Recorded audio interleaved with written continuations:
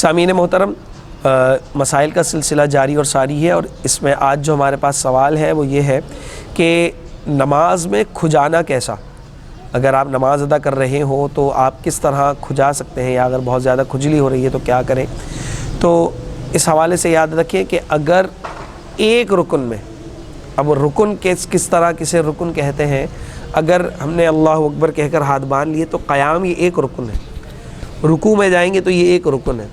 رکوع سے کھڑے ہوں گے جسے ہم قومہ کہتے ہیں تو یہ ایک رکن ہے، پھر اگر آپ سجدے میں جائیں گے تو یہ ایک رکن ہے۔ یہ مطلب مختلف یہ ارکان ہے جس کو جمع کر کے نماز پوری کہلاتی ہے۔ تو ایک رکن کے اندر اگر آپ نے 3 مرتبہ ہاتھ اٹھا لیا تو آپ کی نماز فاسد ہو جائے گی۔ مثال کے طور پر اگر آپ قیام میں ہیں، اس طرح کھڑے ہوئے ہیں آپ ہاتھ باندھ کر، آپ کو کھجلی ہوئی، آپ نے کھجا لیا اس کو،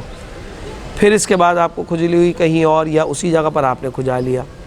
پھر آپ تیسری مرتبہ کھجلی ہوئی، پھر کھجا لیا، تو اب یہ جو تیسری مرتبہ آپ نے اٹھایا نماز آپ کی فاسد ہو جائے گی۔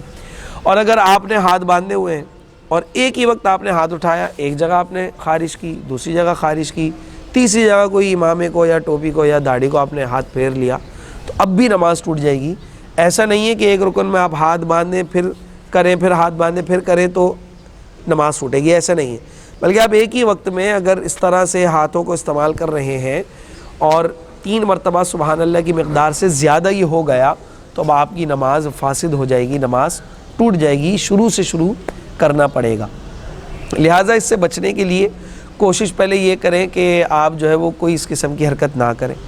جتنا زیادہ نماز میں برداشت کریں گے اتنا زیادہ آپ کو ثواب ہے، ٹھیک ہے نا؟ اور اگر ایسا ہو بھی رہا ہے، مطلب پوری احتیاطیں کر لی، سب کچھ کر لیا، پھر بھی ایسا ہو رہا ہے، کوئی ایسا عارضہ لاحق ہو چکا ہے،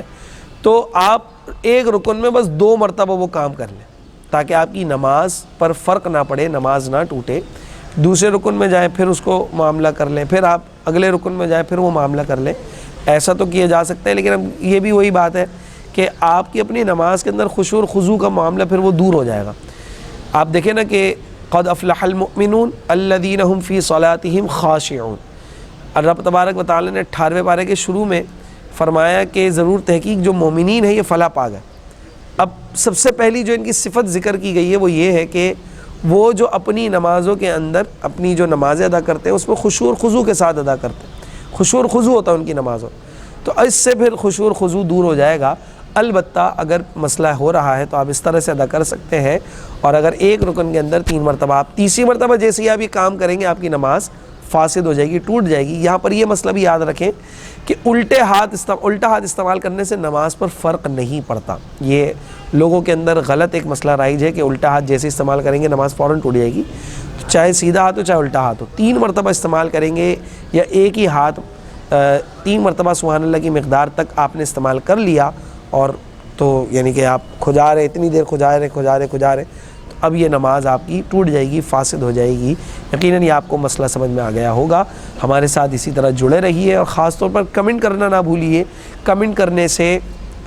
جو اس طرح کی ویڈیوز ہوتی ہیں وہ ٹرینڈ میں آتی ہیں، وہ آپ کو سرچ کرنے میں آسانی رہتی ہے، لہٰذا کمنٹ میں آپ ہمیں ضرور بتائیے کہ آپ کو کوئی مسئلہ ہے، کوئی سوال ہے تو آپ ہم سے کمنٹ میں پوچھیے۔ وآخر دعوانا الحمد للہ رب العالمین۔